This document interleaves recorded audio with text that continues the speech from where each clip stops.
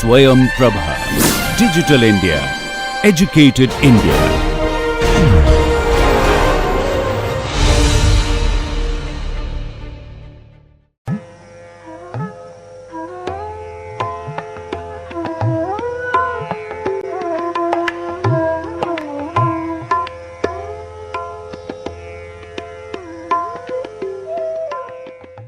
Friends, let us continue our discussion on kinetics of catalytic reactions, and in the last class we discussed about why catalysis is so important, or catalyst is rather so important, not just for enhancing the rate of reaction, but also for increasing the yields and selectivities, reducing the energy as well.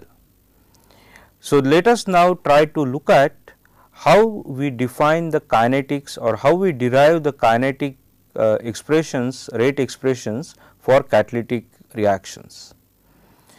Let me recap the number of steps that are essential for a catalysis reaction to occur, and we are talking mainly in terms of gas solid or liquid solid catalysis. So, you have a solid particle, let us say catalyst. So, this is my catalyst, and surrounding this are my reactants, let us say A1, A2 and so on. So, what must happen first is that the gas reactant molecule from the bulk phase. So, this is all my bulk phase, and this is the circle is my catalyst phase. So, what must happen is that the gaseous reactant molecule should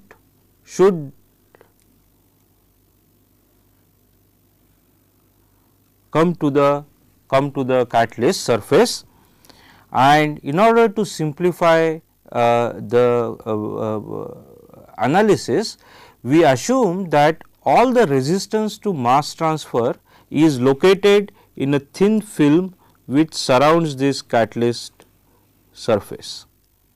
Okay. So, from bulk to the end to the edge of this thin film shown by this dotted line, there is no resistance. All the resistance to mass transfer is located in this thin film. Now, one important point that I mentioned last time also, that is when you have heterogeneous system, that is when you have more than one phase like gas and solid over here, there are boundaries between these two phases. So, there is a gas phase, there is a solid phase, and there is a boundary between the two phases. Moment we have boundaries, there is a resistance to transfer, and it is this resistance which actually influences at what rate the reaction will take place. That is, whether the reaction will be kinetically controlled, or the kinetics that plays a role, or it is mass transfer controlled, will be determined by what kind of resistances we encounter when there is a transfer across the boundary. So, to begin with, we say that the resistance is localized in this thin film over here, this is surrounding the catalyst surface.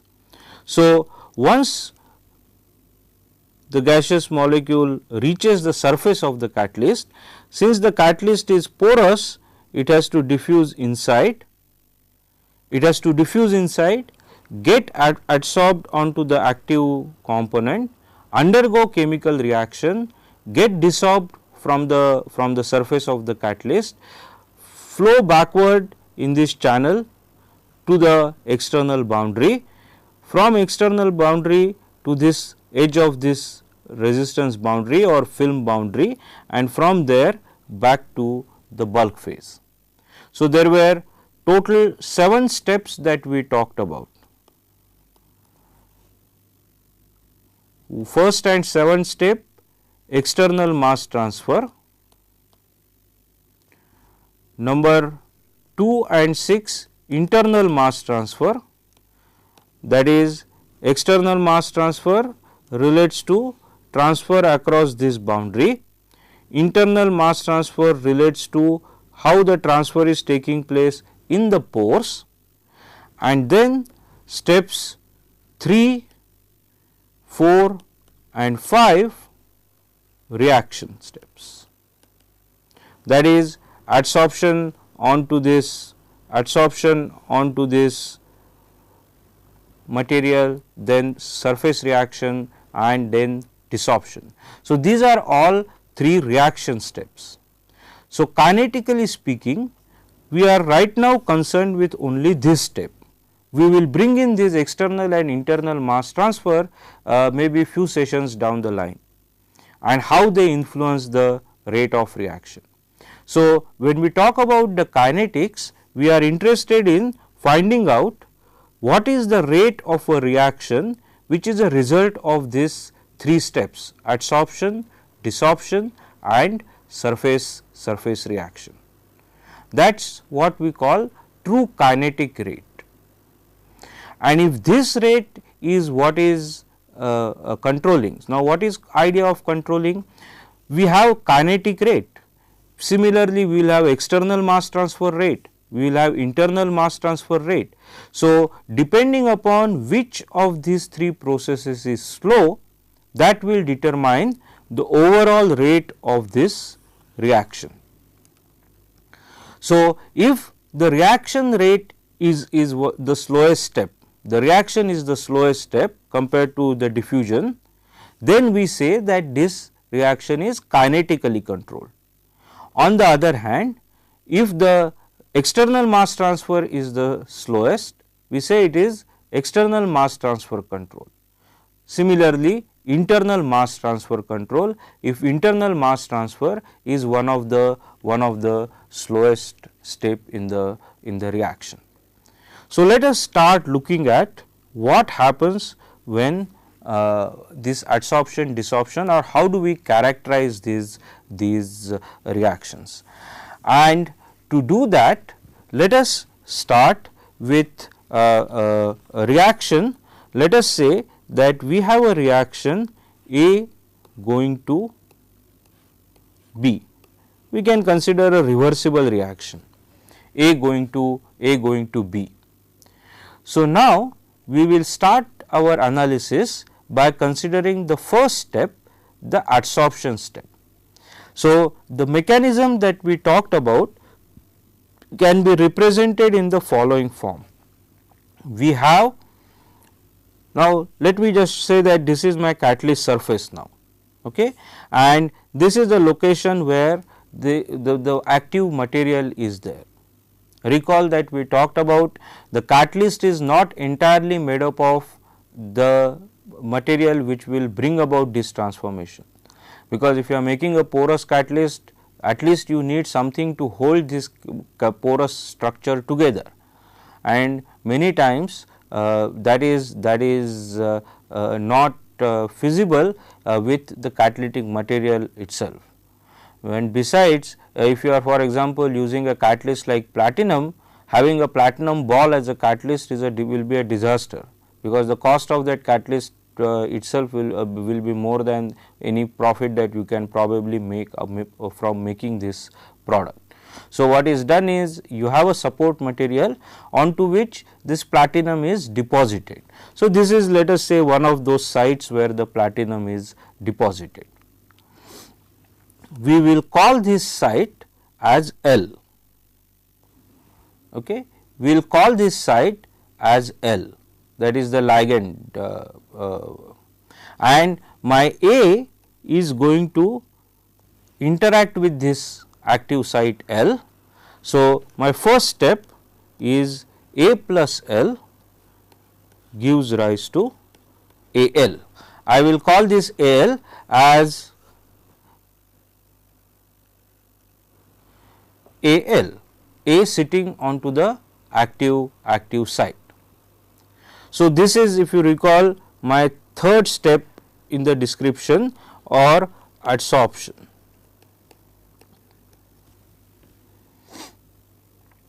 Now, what happens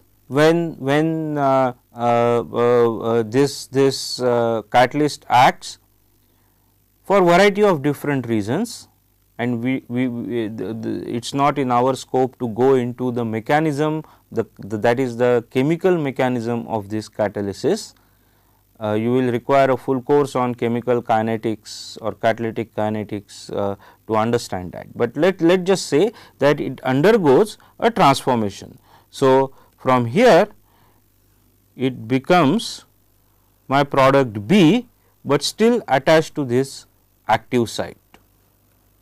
So, let me write my surface reaction so called because it is occurring on the surface of the catalyst. So, Al becomes Bl. But if this B is attached to this catalyst surface forever, that is, once it is bound, it is there forever, then obviously we cannot have our product back into our bulk phase. So, what must happen next is the B is detached from the catalyst site or desorbed from the catalyst site and moves back into the bulk. So, this step we call desorption. We call this step as desorption, and we can write this as B plus L. And this is what is happening when the catalytic reaction is taking place. Notice here that we started with an free active site and then we ended up with free active site. That is, we have the active site back after A got converted to B, so that the next molecule of A can come back, interact with this L and go through this cycle. So, regeneration of this active site or catalyst is crucial, and this is the reason why many early definitions of catalysis were put forward in the following manner. One of them said that catalyst is a material which does not appear on reactant and product side. So, if you look at this overall reaction, I do not have my catalyst actively participating in the reaction. So, we have A going to B as a general reaction. But another definition also said that it is a material which appears on both reactant side and product side.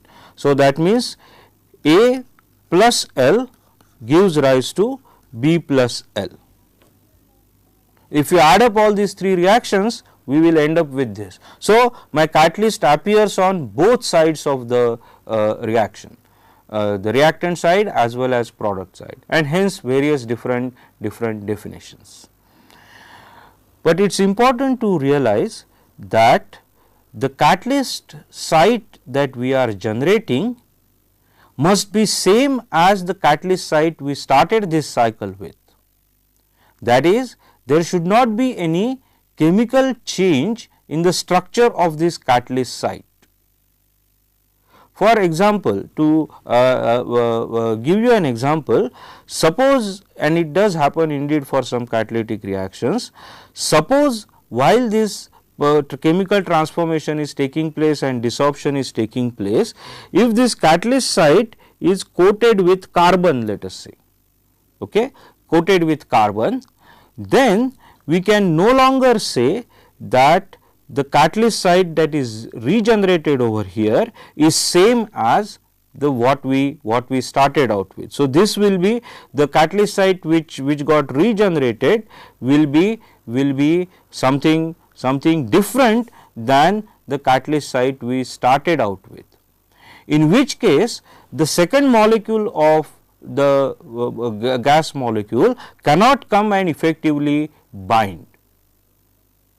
Now, if all sites on this surface happen like this, then of course, we have lost the catalyst forever.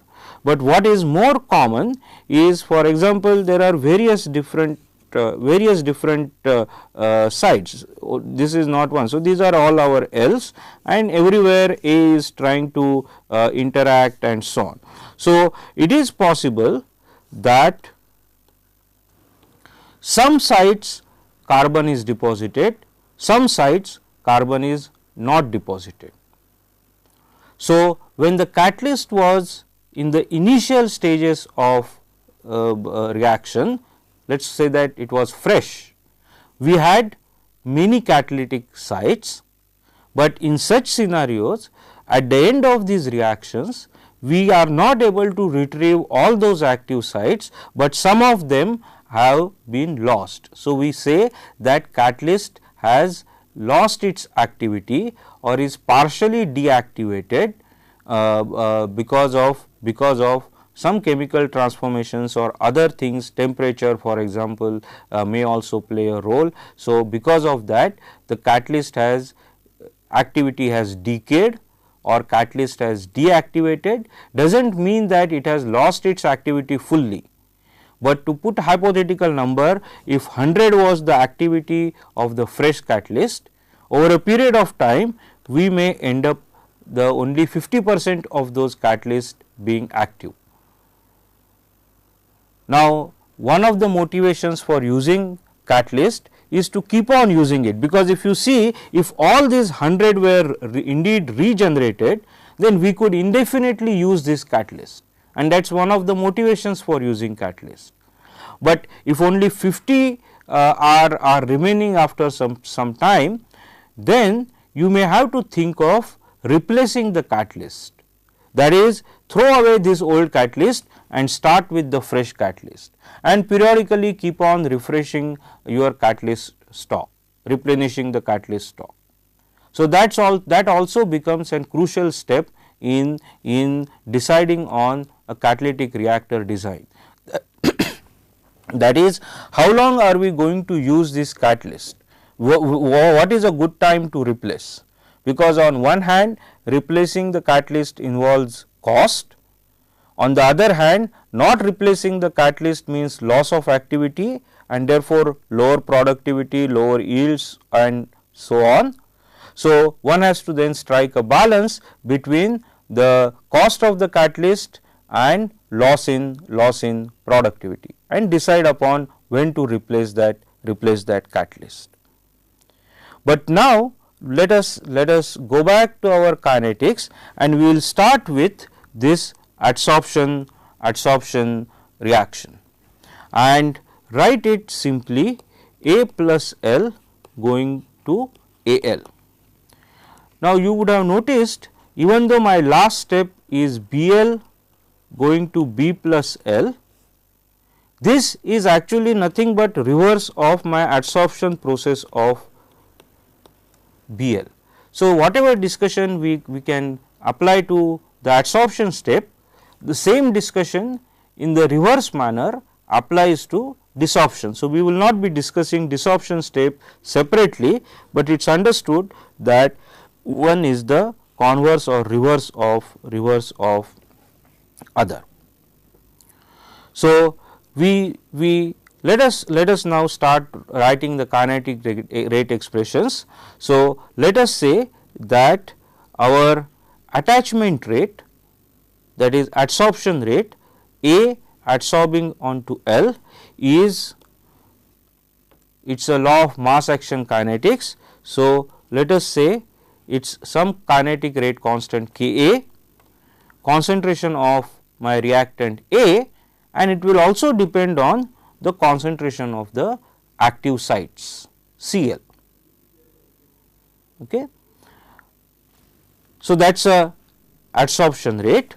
I can similarly write the rate of AL going to A plus L, that is desorption, as Kd, D denoting desorption, A denoting adsorption over here, into CAL. Okay. So, I am right now focusing only on single step adsorption. I have not even brought in desorption, I have not even brought in surface reaction and then couple it with desorption. But let us look at what happens when we have adsorption and how do we develop adsorption isotherms. So, this is my rate of adsorption,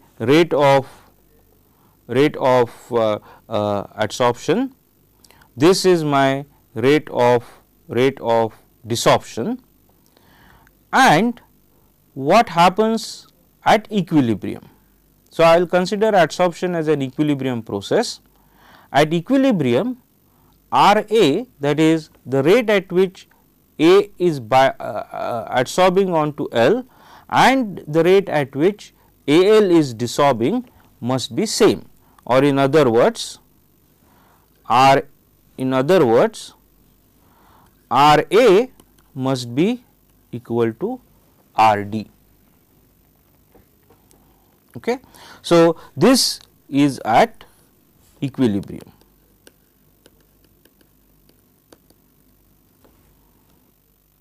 Some of you may be wondering that we are trying to define the kinetic of a reaction and we already got equilibrium. Where did the kinetics go?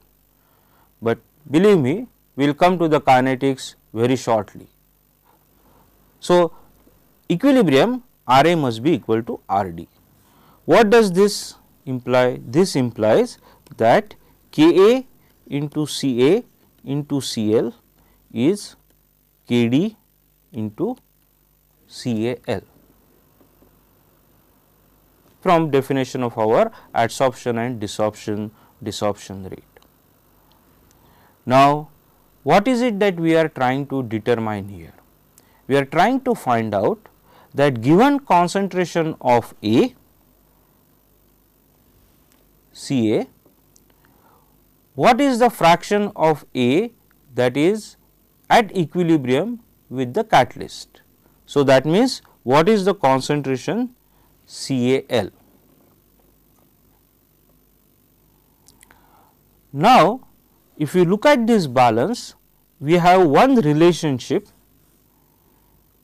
We will say that Ca is the concentration which is present in the system. So, we know that. So, this is an input, this is an output, and we have a relationship between input and output in which Ka, Kd are adsorption desorption rate constants, but there is another quantity Cal which we do not know. Knowing Cal would require that if suppose let us say this is my catalyst and these are all my active sites,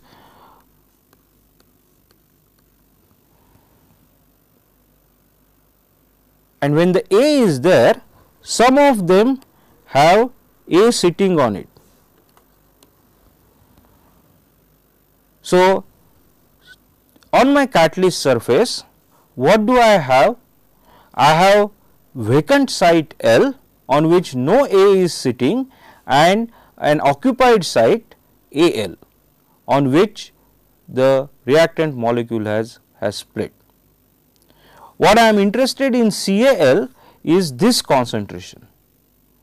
So, what are the difficulties in knowing that?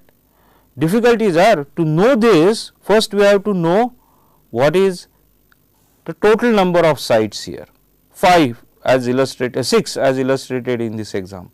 It is just an illustration, but how do I know that a priori? It is very difficult, we do not know really, and on top of it we also do not know how many are occupied, because that is what we are trying to find out. So, what do we do with these vacant sites? And this is what we do with the calculation of vacant site, and this is an important concept which is commonly used. So, let me go back to my catalyst and let us say that these are some active sites, okay. Some active sites, some of them have been occupied by A. okay, and some are free as we talked about. But we also realize by looking at this cartoon that whatever it is, whether it is occupied red or unoccupied blue, the total number of sites on the catalyst are same. That is, in one scenario, I am trying to replicate the same active site. In one scenario, there may be 4 A molecules occupying 4 sites. In another scenario, there may be only 2 occupying. That may vary, that will vary depending on what is the concentration of A in the bulk, but whatever it is, the concentration or the total sites are same.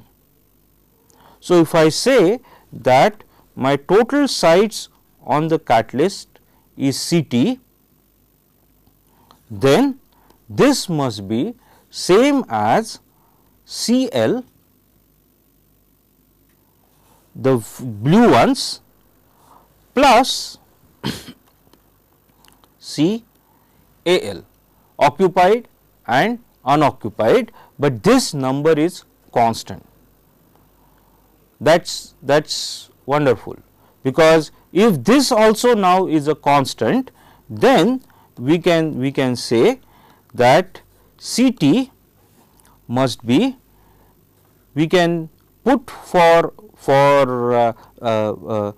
Cl, for example, Cl, we can use this relationship, or other way. Okay, let's use that relationship, namely Kd by Ka, Cal by Ca, okay, Kd by Ka Caa plus Cal is my Ct.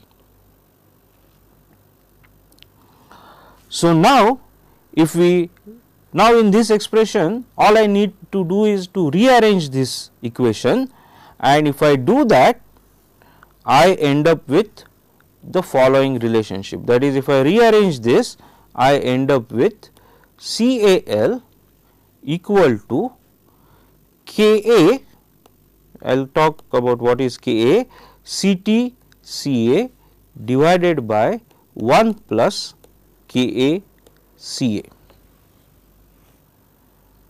What is my Ka? Ka, K capital A, is nothing but the rate constant Ka divided by the rate constant Kd. So, Ka is actually nothing but an equilibrium constant. Ka is nothing but a equilibrium constant. Ratio of the adsorption rate constant to a desorption rate constant, and that you can see from here itself. Ka by Kd will be Cal by Ca into Cl, and that is nothing but our equilibrium constant. So, that is that Ka. So, now we know my fraction, or rather the total sites which are adsorbed are Cal equal to Ka Ct Ca by 1 plus Ka Ca, or I can also express the same relationship as the fractional coverage Cal by Ct, which we call as theta A, the fraction of this surface which is occupied by this catalyst.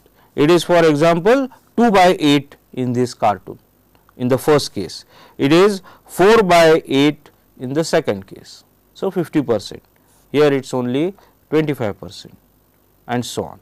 So, this is nothing but Ka Ca by 1 plus Ka Ca, and that is my adsorption isotherm you probably also will know it as Langmuir adsorption isotherm.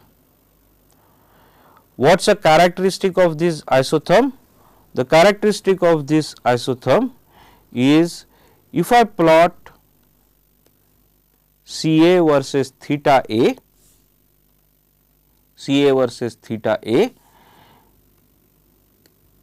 it will be an hyperbolic curve like this. That is, when Ca is small, concentrations are small, the number of occupied sites will be also small. So, this is a situation where Ca is small. We go on increasing Ca, more and more A molecules will occupy. So, this is that intermediate step. So, let me say that this is a scenario at step 1. So, this is my step 1, this will be something at step 2. So, this is my 2, but then what happens if I keep on increasing the concentration of A. So, let us consider a third case, that these are my same active sites and I am increasing my concentration of A. So, more and more A are available. There will come a time when all the sites are occupied by A. All the sites are occupied by A. So, this will be my situation 3, which is what is happening over here. So, once all the sites are occupied, even if you increase the concentration of A, no more active sites available on the catalyst, and therefore, the coverage cannot increase, or in other words, this fractional coverage, if you are looking at, will reach a value, theta will reach a value 1. So, let me recap this adsorption step.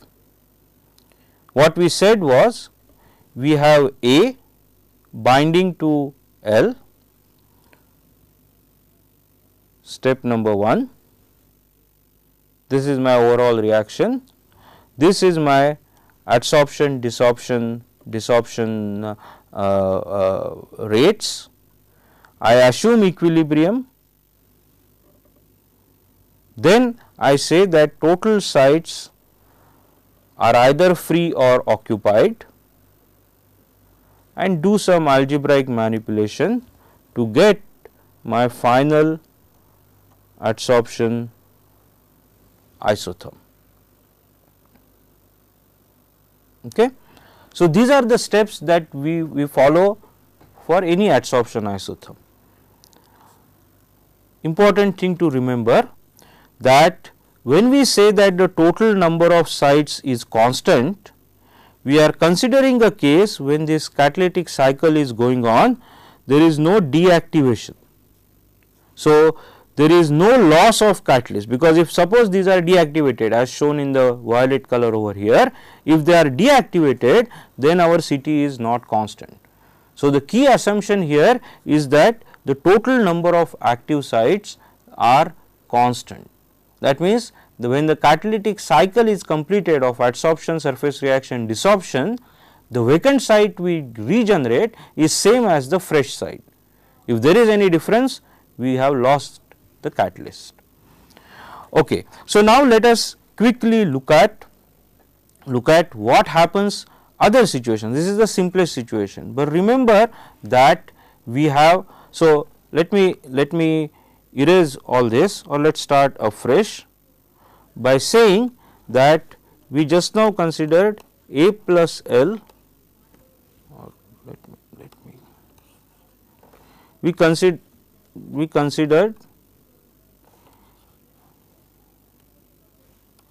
A plus L goes to AL, and we saw that we get fractional coverage theta A as CAL by CT as Ka Ca by 1 plus Ka Ca. Okay. but in our gaseous reactant we have product B also. So, we could have B plus L giving rise to Bl. So, both these things happening simultaneously. So, if you once again go through the same exercise. So, what we are essentially saying is these are the catalyst active sites and some of which are occupied by A, some are occupied by B. So, what do you expect will happen? Now, there is a competition for this active site between A and B, which means that the adsorption coverage of A will now be lower. That is, if B was not there, we would have got certain coverage because there was no competition.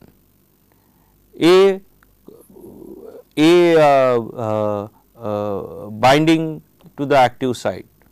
Moment B is present, there is a competition from B. So, the available sites for A now has gone down. So, if we if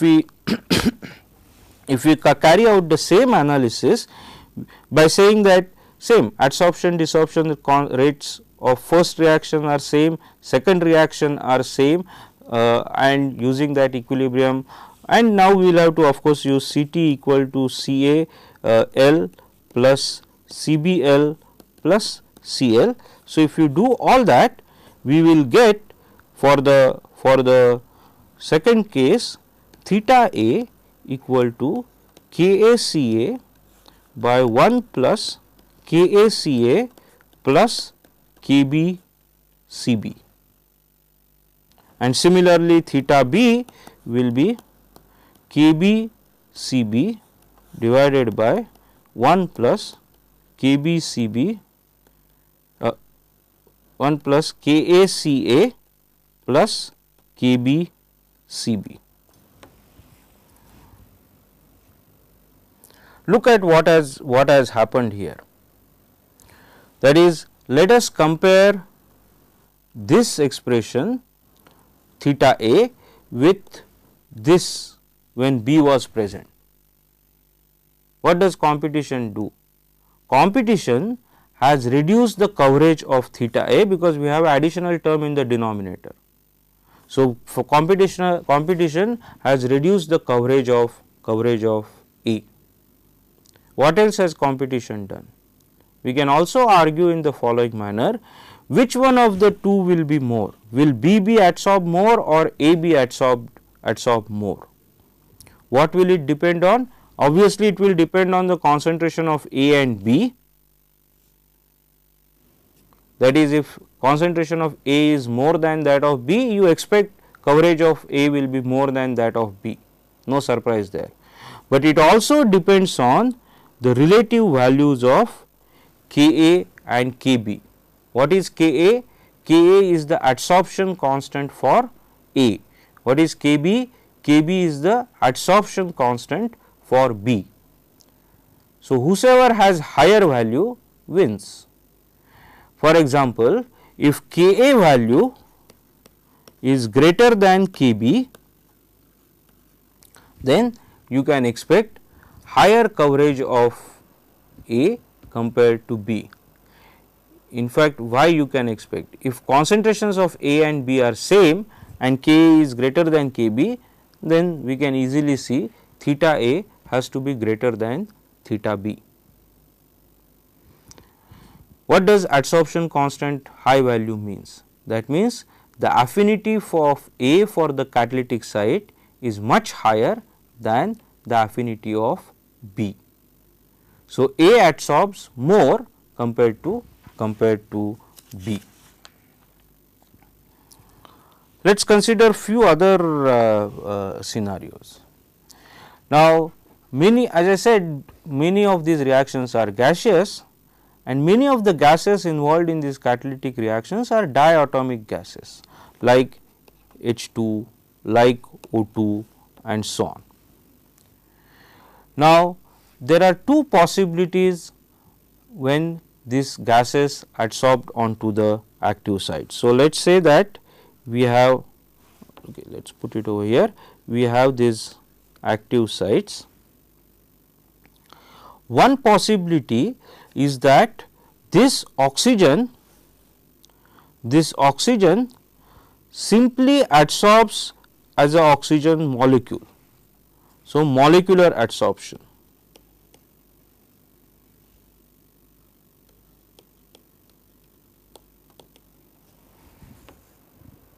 Okay. So, if I call molecule of AO2 as A, then this is same as A plus L giving rise to Al. So, entire discussion that we had earlier applies equally well. But quite often oxygen or diatomic molecule undergoes dissociation and the adsorption is now as an atomic oxygen on two sides, okay, as an atomic adsorption on two sides. Okay. So, what happens in this particular case, and let me for sake of clarity, let us call this gas as A2, okay, not as species A1, A2, A3, but just atom A twice, diatomic A2. So, if I say this is A2, then I need two active sites to give 2Al, okay, for this case, atomic adsorption.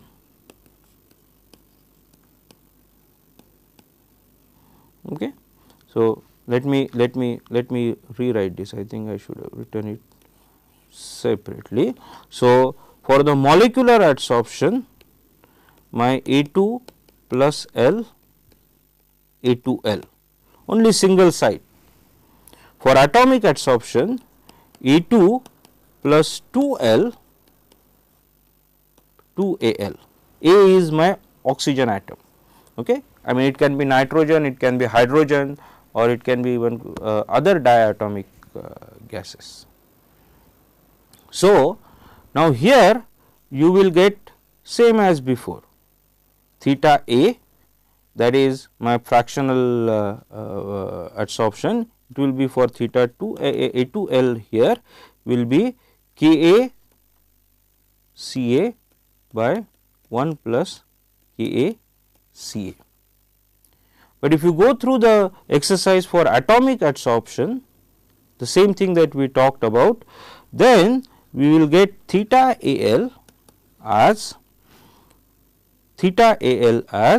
root Ka Ca by 1 plus square root Ka Ca. I leave it to you as an exercise, where did this half came from or square root came from. If you know, this reaction will be Ka Ca2 concentration of A Ca into Cl square equal to Kd into Cal square. So, if you do that exercise, you will get this rate expression. So, here Ka Ca root Ka Ca. Okay. So, this is as far as the adsorption is concerned. This is the simplest kind of adsorption isotherm. Now, there are other types. In the Langmuir adsorption isotherm, we assumed that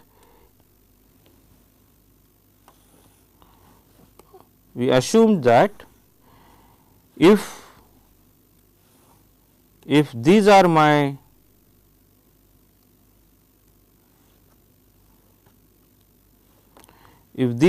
active sites, Langmuir adsorption isotherm is that all these sites are same energetically active, they are identical, there is no way to distinguish between the two. Okay. Now, another approach is to say that not all sites are same. So, I am going to just put some different symbol, I mean it differs, and in fact many times it depends upon their energetically different. So, it depends on how many are occupied. So, this may be the case when there are only few occupied, this may become the case when more are occupied. Okay. So, that means the nature of this active site depends on the fractional coverage itself. Okay. So, if one looks at such approach, we end up with theta A as